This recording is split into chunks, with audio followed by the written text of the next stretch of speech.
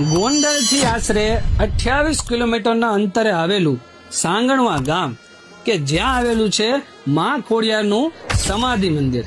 હા મિત્રો, 95% લોકોને આ મંદિર વિશે ખ્યાલ જ નહીં હોય. આપણે બધા જાણીએ છીએ કે માં ખોડિયારનો જન્મ એ રોહિસાળા ગામે થયો હતો, પરંતુ માં ખોડિયારે પોતાના દેહનો ત્યાગ કઈ જગ્યા પર કર્યો હતો એ મોટા ભાગના લોકોને ખ્યાલ જ નથી.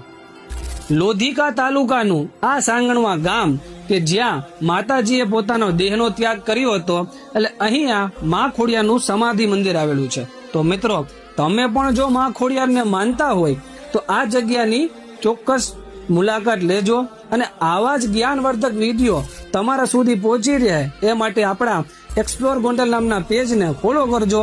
અને હા, કોમેન્ટમાં જય ખોડિયારમાં તો લખવું જ જોશે હો.